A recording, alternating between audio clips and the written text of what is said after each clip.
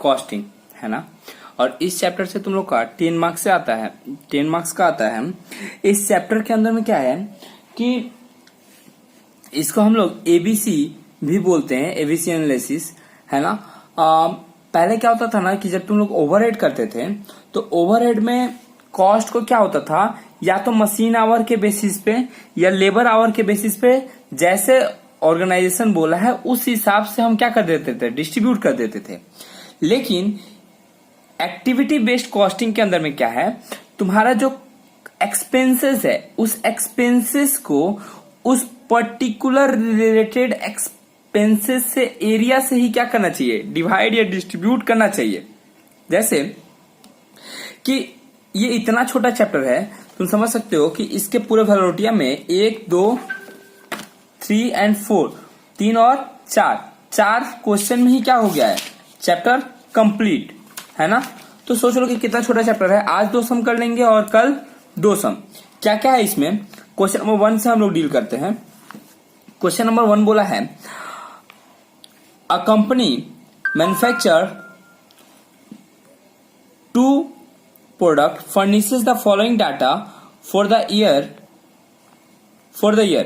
Product के बारे में डिटेल दे दिया है, ए एंड बी का, क्लियर। और उसके बाद हमको दे दिया है मशीन आवर दे दिया है, total number of purchase order दे दिया है, टोटल नंबर ऑफ सेटअप दे दिया है। फिर हम लोग को दिया है कि एनुअल ओवरहेड एक्सपेंडिचर दिया हुआ है। वॉल्यूम रिलेटेड एक्टिविटी के लिए 5,50,000 लग जाता है, सेटअप रिलेटेड कॉस्ट के लिए 8,20,000 लग जाता है, और परचेज रिलेटेड कॉस्ट के लिए 6,18,000 लग जा रहा है। You are required to calculate the cost per unit of each product A and product B based on, किसके बेसिस पे, traditional method of charging overhead. पहले ट्रेडिशनल मेथड मतलब पहले जैसे चार्ज करते थे ओवरहेड को, और दूसरा बोला एक्टिविटी बेस्ड कॉस्टिंग मेथड के हिसाब से।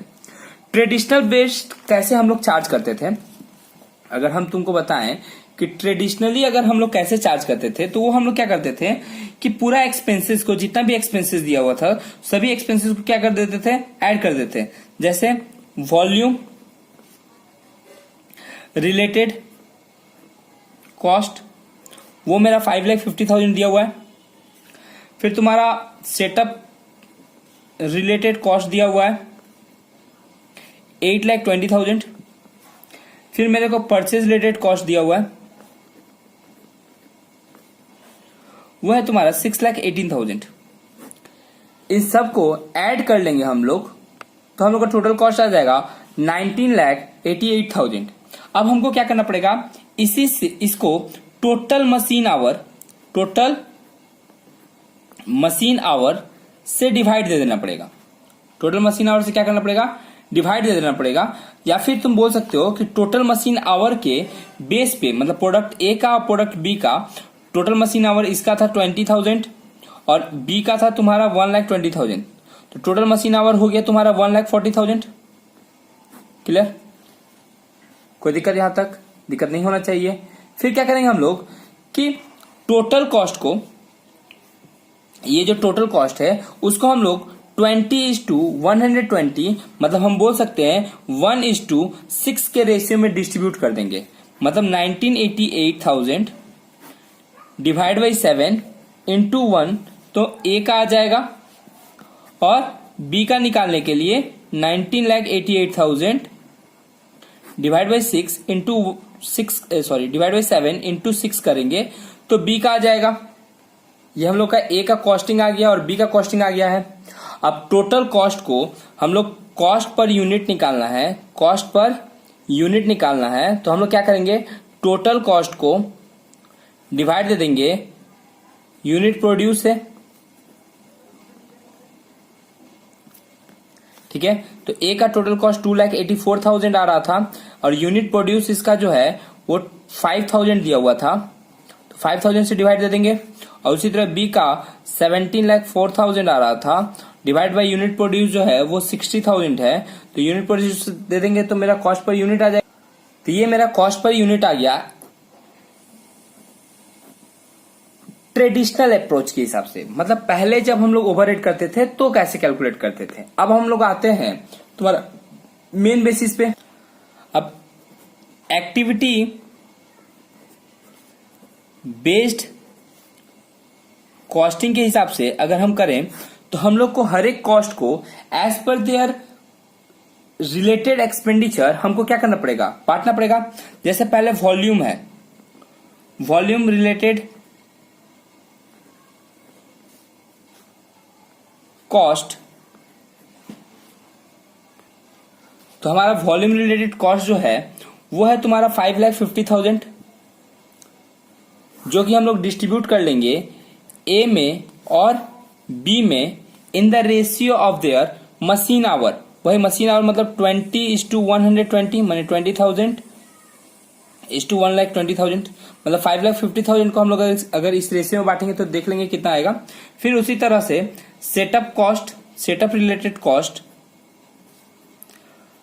नंबर ऑफ सेटअप के बेसिस पे हम सेटअप रिलेटेड कॉस्ट जो है 8,20,000 है, जो कि हम लोग बांट लेंगे या डिस्ट्रीब्यूट कर लेंगे, है ना, नंबर ऑफ सेटअप के ऊपर, जो कि 20:44 है। तो इस रेशियो में इसको कॉस्ट को क्या कर लेंगे, डिस्ट्रीब्यूट कर लेंगे। अच्छा, फिर जो है तुम्हारा वह है परचेज रिलेटेड कॉस्ट। अब जो परचेज रिलेटेड कॉस्ट है वो नंबर ऑफ ऑर्डर पे होगा, ये है तुम्हारा 6,18,000 और नंबर ऑफ परचेज ऑर्डर जो है 160 एंड 384 है। क्लियर? तो इस रेशियो में हम डिस्ट्रीब्यूट कर लेंगे इसको, मतलब 6,18,000 को। तो हम लोगों ने रेशियो में क्या कर दिया, डिस्ट्रीब्यूट कर दिया। अब इसका इतना कॉस्ट आ रहा है, इसका इतना कॉस्ट आ रहा है, इसका इतना कॉस्ट, इसका इतना कॉस्ट, इसका इतना कॉस्ट, इसका इतना कॉस्ट। तो अगर हम लोग टोटल कॉस्ट निकालें, है ना, टोटल कॉस्ट निकाले तो ये सबको ऐड करेंगे तो टोटल कॉस्ट आ जाएगा। तो ये हमारा टोटल कॉस्ट आ गया। अब टोटल कॉस्ट वही है और टोटल यूनिट हमारा कितना कितना था, पहला का था 5,000 यूनिट और दूसरा का था 60,000 यूनिट। तो मेरा कॉस्ट पर यूनिट अगर निकालना होगा तो टोटल कॉस्ट को टोटल यूनिट से डिवाइड देंगे तो आ जाएगा cost per unit equal to, तो मेरा यहाँ पे कॉस्ट ऑफ पर यूनिट जो है 103.31 और इसका 24.53 आ जाएगा। Thank you. वॉल्यूम बेस्ड और एलोकेशन मेथड, किसको बेस लेके, डायरेक्ट लेबर रेट को बेस लेके हमको इस कॉस्ट को क्या करना है, डिस्ट्रीब्यूट करना है। Okay, and determine cost per unit of the product using activity based costing method, मतलब एक्टिविटी बेस्ड। तो एक बार हम लोग को डायरेक्ट मटेरियल, डायरेक्ट लेबर के आवर के बेसिस पे करना है और एक बार हम लोग को, है ना, एक्टिविटी बेस्ड कॉस्टिंग के हिसाब से करना है कि कॉस्ट पर यूनिट मेरा कितना आ रहा है। क्लियर? डायरेक्ट मेथड से हिसाब से देखें तो डायरेक्ट मटेरियल है मेरा कितना करके 10 करके 10 इंटू 2,000 इसमें 12 करके है तो इसका 2,400 हो जाएगा। इसमें डायरेक्ट लेबर का बात करें या डायरेक्ट वेजेस का बात करें तो इसमें भी 10 करके है तो ये भी 2,000 का कॉस्ट हो जाएगा और इसमें 8 करके है तो इसमें 1,600। अच्छा, ओवरहेड हमको डिस्ट्रीब्यूट करना है डायरेक्ट लेबर के हिसाब से और उसका जो रेट है वो 12 करके दिया हुआ है दोनों में। तो 24,000 जो है वो 12:12 के रेशियो में क्या कर देना, डिस्ट्रीब्यूट कर देना, मतलब 1:1 के रेशियो में डिस्ट्रीब्यूट कर देना, मतलब 12,000 इसका भी और 12,000 इसका भी। तो कहीं ना कहीं इसका टोटल कॉस्ट देखा जाए तो ये तीनों को ऐड कर देंगे तो हो जाएगा मेरा 16,000 और इन तीनों को भी ऐड करेंगे तो आएगा 16,000, है ना। तो ये आ गया मेरा टोटल कॉस्ट। अच्छा, टोटल यूनिट कितना है, टोटल यूनिट 200 है। तो अगर हम लोग कॉस्ट पर यूनिट निकालें तो डिवाइड देंगे तो मेरा आ जाएगा 80 इसका भी और 80 इसका भी। तो ट्रेडिशनल डायरेक्ट लेबर के बेसिस पे कॉस्ट पर यूनिट जो है वो 80 आएगा। लेकिन अगर हम लोग एक्टिविटी बेस्ड कॉस्टिंग पे जाएं तो इसकी बेसिस पे अगर देखें एक्टिविटी बेस्ड कॉस्टिंग के ऊपर से तो इसका डायरेक्ट मटेरियल और डायरेक्ट वेजेस तो कोई चेंजेस नहीं होगा, बस ओवरहेड में चेंज होगा कि हम लोग ओवरहेड को कैसे डिस्ट्रीब्यूट करेंगे। तो ओवरहेड के लिए हम लोग को यहाँ पे मटेरियल मूव्स को टारगेट लेना पड़ेगा, मतलब 10 और 14 का रेशियो लेना पड़ेगा। क्लियर? तो यहाँ पे हम 24,000 को हम 10:14 के रेशियो में डिस्ट्रीब्यूट कर देंगे। ओके, डिस्ट्रीब्यूट करने के बाद ये फिगर आएगा। अब फिगर आने के बाद इसको क्या करेंगे हम लोग, ये सारा कॉस्ट को ऐड कर देंगे तो मेरा टोटल कॉस्ट आ जाएगा। तो हम लोग टोटल कॉस्ट निकाल लेंगे।